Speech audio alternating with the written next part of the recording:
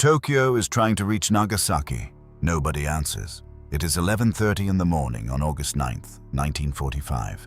In a military communications room somewhere in the capital, an operator sits at his station, headphones pressed to his ears, transmitting into silence. The frequency is clear. The equipment is working. There is simply no one on the other end. 28 minutes earlier, something happened to Nagasaki. No one in Tokyo knows what yet. 3 days before this, Tokyo tried to reach Hiroshima. That silence, they told themselves, was a one-time event.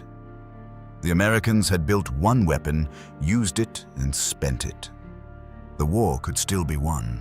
Now the operator adjusts his frequency and tries again. Still nothing. In the 6 days that follow this moment, 3 separate catastrophes will converge on Tokyo with enough force to break a government. What will actually make surrender possible is something else entirely, and it will cost one man everything he had. Japan in August 1945 is not a nation deciding whether to fight. It is a nation that has been fighting for 14 years and does not know how to stop. By the time summer arrives, the math is beyond dispute. American submarines and aerial mining campaigns have strangled the supply lines. The Imperial Navy no longer has enough fuel reserves to put its ships to sea. The Great Fleet reduced to floating anti-aircraft platforms, anchored in harbors, going nowhere. The 1945 rice harvest has collapsed, the worst in 35 years. Tokyo burned in March. One night, 100,000 dead. Most of the country's major cities are ash and foundation, their populations scattered and underfed. The arithmetic of starvation is already running. And yet the government has a plan. It is called Operation Ketsu Go, and it depends on a single assumption. The Americans will eventually have to land. The logic has its own internal coherence. Make the invasion so costly, so saturated with casualties, that Washington negotiates rather than absorb another 100,000 dead. Kamikaze aircraft by the thousands. Citizens drilled to charge tanks with bamboo spears. Every beach mined, every hill fortified, every last grain of soil turned into a killing ground. Not a strategy for victory. A strategy for survival on terms that preserve the imperial house. Desperate, yes, but not without its own reasoning. Not to the men who built it. 6 men control whether this strategy lives or dies. They are the Supreme Council for the direction of the war, known later as the Big Six. The Prime Minister, the Foreign Minister, the Army Minister, the Navy Minister, the Army Chief of Staff, and the Navy Chief of Staff. Under Japan's governing structure, they can act only in unanimity. Any single member can veto peace. The architecture of the system was designed to project strength. In August 1945, it is a trap. 3 of them want to fight. 3 of them want to stop. General Korachika Anami is 57 years old, broad-shouldered, with the bearing of a man who has spent his life in command. As Army Minister, he is Ketsu Go's loudest advocate and its human embodiment.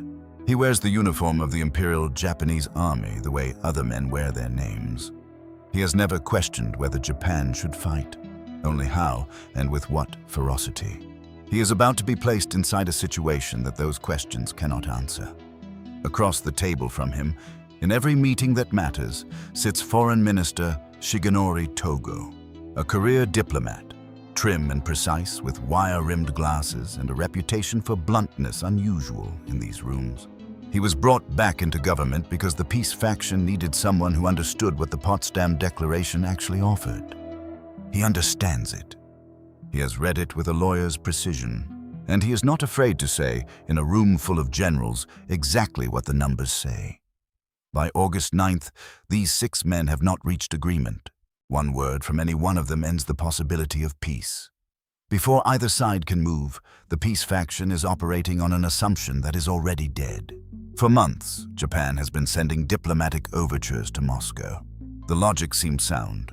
The Soviet Union holds a non-aggression pact with Japan that does not expire until 1946, and Soviet self-interest appears to favor keeping Japan as a buffer state rather than allowing an American occupation of the Pacific.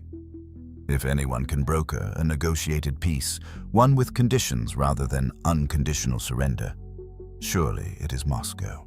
What Tokyo does not know, cannot know, is that Stalin made his commitment to the Allied cause at Tehran and at Yalta.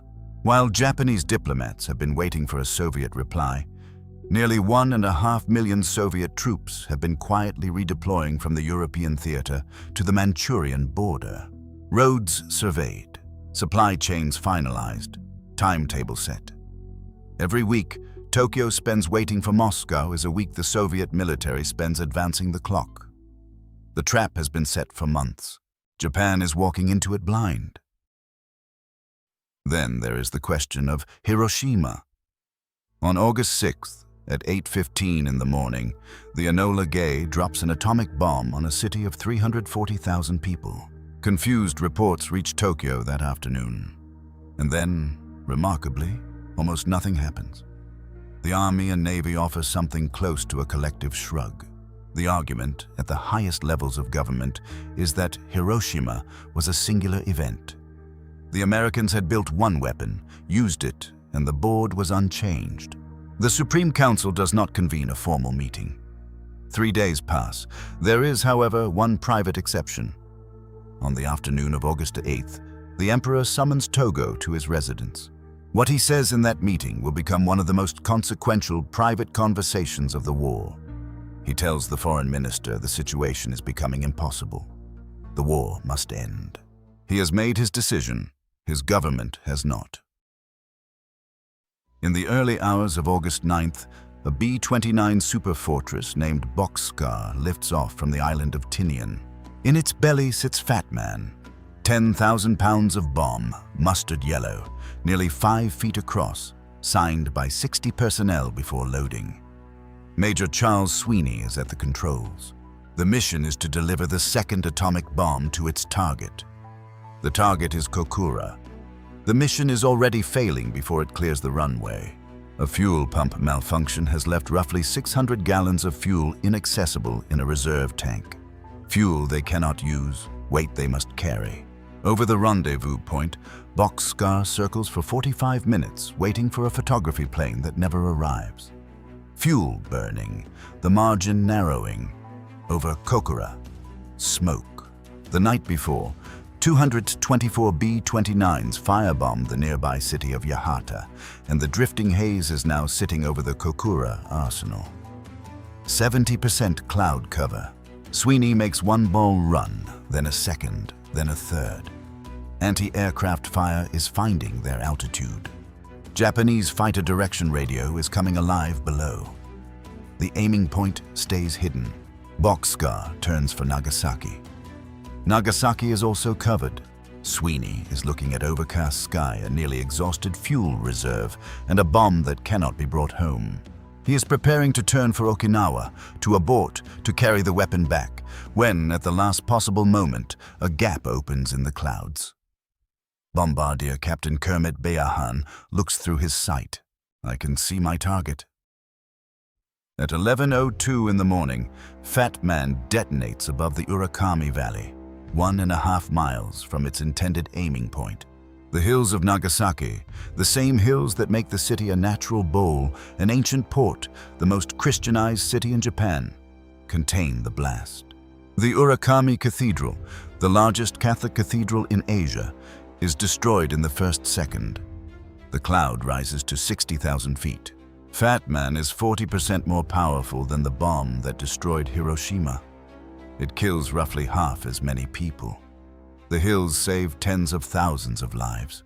Geography, not planning, determines who survives. Between 40,000 and 75,000 people die in the first moments. 60,000 more are severely injured. Total deaths by year's end may reach 80,000. Nagasaki was not chosen. It was what remained after everything else went wrong. The return flight nearly kills the crew. Boxcar comes in on 3 engines. Every emergency flare firing, touching down too fast on a runway too short, bouncing hard, slewing toward a row of parked aircraft before the pilots wrestle it, straight. A second engine dies before the plane stops rolling. No one is there to meet them. No one knew they were coming. In Tokyo, at 10:30 that same morning, 32 minutes before Fat Man falls, the Supreme Council convenes. Three events are already converging on the room. Soviet troops crossed into Manchuria at midnight. Word of Nagasaki is moving toward the capital. And the Emperor, in a private meeting the previous afternoon, has already made his decision. Prime Minister Kantaro Suzuki opens the session. He has just come from the Emperor. He tells the council it is impossible to continue the war. Togo urges acceptance of the Potsdam Declaration with one condition: preservation of the Emperor's position. Navy Minister Mitsumasa Yonai agrees. They cannot wait for better circumstances. Anami disagrees. So do Army Chief of Staff General Yoshijiro Umezu and Navy Chief of Staff Admiral Sumu Toyoda. The position is clear. Hiroshima was a one-off. The Americans played their single devastating card. A decisive homeland battle is still possible. Ketsu-go still holds. At approximately 1100, a messenger enters the room. Nagasaki. The argument Anami is making, that Hiroshima was unique, that the Americans had one weapon and have now spent it, collapses in the room at that moment. The facts are now beyond disputation. The Americans have more bombs. The invasion strategy assumed the Americans would have to land. If the Americans can simply bomb Japan into rubble from altitude, Ketsu-go means nothing. There is no strategy left. And yet the Hawks do not move. The Big Six remain split 3-3. The session ends in deadlock. Soviet troops are crossing the Manchurian plain. The Americans have more bombs. 6 men still cannot agree. Debate continues through the rest of August 9th and into the night. Cabinet session after cabinet session. Always the same result. At 2 o'clock in the morning on August 10th, Prime Minister Suzuki makes a request that has no precedent in the modern history of Japan's constitutional monarchy. He asks the Emperor to break the deadlock. The room where this happens is not a grand hall. It is a concrete bunker beneath the imperial palace, low-ceilinged, lit by bare electric bulbs, the air thick with August heat and too many men in full-dress uniform. The participants sit at long tables. The Emperor is seated apart, slightly elevated, facing his council. The only sound is the hum of fans. For his entire reign, with one exception in 1936, when a military coup required his direct intervention, Hirohito has not ruled Japan directly. He has deferred. He has ratified. He has watched the war's catastrophe accumulate for years without acting. He has watched the navy destroyed and the cities burned. The peace faction has known for weeks he favors their position. He has said nothing where it matters. The role of the emperor in Japan's governing theology is not to command, but to embody. A living God whose function is consecration, not decision. Every precedent of his reign argues for silence. He does not stay silent.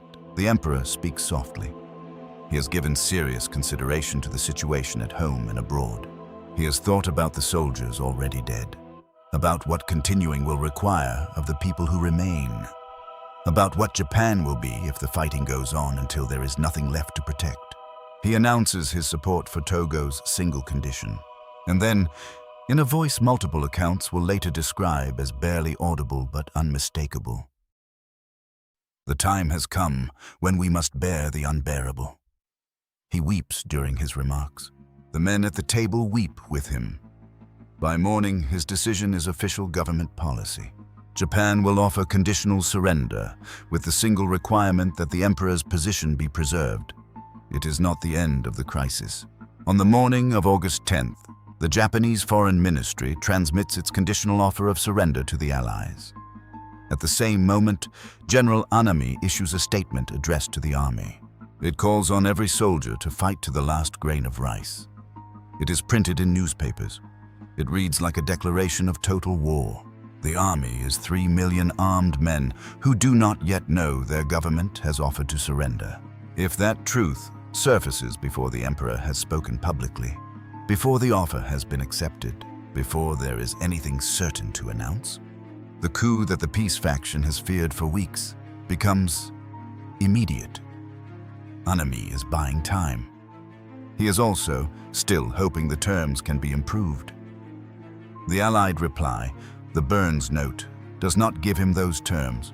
It says, the Emperor's authority will be subject to the Supreme Commander of Allied powers. It says the Japanese people will determine their own form of government. For the Hawks, this is capitulation dressed in diplomatic language. The debate ignites again. Then the leaflets come. On August 14th, American B-29s release millions of pamphlets over Japan's cities. The leaflets describe the surrender negotiations in plain terms. Negotiations kept entirely secret from the Japanese public and from most of the military. When soldiers in their barracks start reading that their government has been negotiating surrender, without the emperor having spoken, without any official announcement, the situation becomes explosive. That night, a group of young army officers seizes the imperial palace. They kill its commander. They know Hirohito has recorded his surrender broadcast on phonograph cylinders, and they move through corridors and storerooms in the dark, hunting for those recordings. Destroy them before they air, and the peace itself can be destroyed. The recordings are hidden. The officers never find them. By morning, the senior army command refuses to back the mutiny. The coup collapses. At noon on August 15, 1945, a voice comes out of radios across the Japanese Empire. It is the first time in history that a Japanese emperor has spoken directly to the common people. The voice is thin, precise, formal, delivered in classical Japanese so archaic that many listeners struggle to follow it. The speech refers to the joint declaration. It says the government has accepted its terms. It does not use the word surrender. Across Japan, in the streets, in the fields, on the decks of ships, people do not know at first whether Japan has won or lost. They kneel anyway. Many have never heard his voice before in their lives. He mentions Hiroshima. He mentions Nagasaki. He calls the atomic bomb a new and most cruel bomb. That morning, before the broadcast airs, General Korechika Anami dresses in his full military uniform. He sits down on the floor of his home. He commits seppuku. Beside him, in his own blood, he leaves a final message. It reads, approximately, believing firmly that our sacred land shall never perish, I, with my death, humbly apologize to the Emperor for the great crime. The broadcast goes out at noon. The war. Anami spent 6 days fighting to continue ends without him. By that afternoon, the army has no figure of sufficient rank and conviction to give resistance a center of gravity. The coup that collapsed in the night has nowhere to reconvene around. On September 2nd, 1945, the formal ceremony takes place aboard the USS Missouri, anchored in Tokyo Bay. The instrument of surrender is signed. The war is, officially, over. Then the fates. Shigenori Togo, the man who understood the Potsdam Declaration before anyone else was willing to accept it, who fought longest and most clearly for an end to the war, was tried by the International Military Tribunal for the Far East, convicted of waging wars of aggression, sentenced to 20 years. He died in prison in 1950. General Umezu was tried, convicted, and died in prison in 1949. Prime Minister Suzuki resigned on August the 15th and died in 1948. Admiral Yonai was tried and acquitted. He died that same year. Hirohito renounced his divinity. He signed a new constitution. He visited Hiroshima. He mourned publicly for the rest of his life. He was never tried. He died in 1989. Japan's longest-serving monarch, Anami, faced no tribunal. He had already judged himself. The question historians still argue is simple to ask and impossible to answer cleanly. Why did Japan surrender? Was it Hiroshima and Nagasaki? The Soviet invasion? The Emperor's unprecedented intervention in a bomb shelter at 2 o'clock in the morning? The collapse of Ketsugo's entire premise, the realization that if the Americans didn't need to land, there was no game left to play? Hirohito himself said on 4 separate documented occasions that the atomic bomb was the reason. He said it to Togo on August 8th. He said it in his imperial rescript on August 15th. He said it in a letter to his son in September. He told General Douglas MacArthur that the peace party could not prevail until Hiroshima created a situation which could be dramatized. And yet the historians continue to argue. The Emperor's broadcast to the armed forces on August 17th cited Soviet entry as a reason to surrender and did not mention the atomic bombs, because Soviet troops were a concrete, present threat to commanders on the Asian continent in a way that destroyed cities were not. For those men, the Red Army was not history. It was moving toward them. The answer is probably all of these things, combined in proportions that may never be precisely known. Somewhere in a Philippine jungle, on August 15th, 1945, a Japanese soldier named Hiroo Onoda was still fighting. His commanding officers had not reached him. The news had not reached him. The orders he carried told him to fight, and so he fought. He kept fighting for 29 years. In 1974, his former commanding officer flew to the Philippines, found him in the jungle where he had spent 3 decades at war, and personally relieved him of duty. He had been following his orders. The machinery of war, once running, does not know when it's over. The 6 days between that silence on the radio and the Emperor's voice at noon were an extraordinary human effort to force that machine to stop. It stopped. Mostly.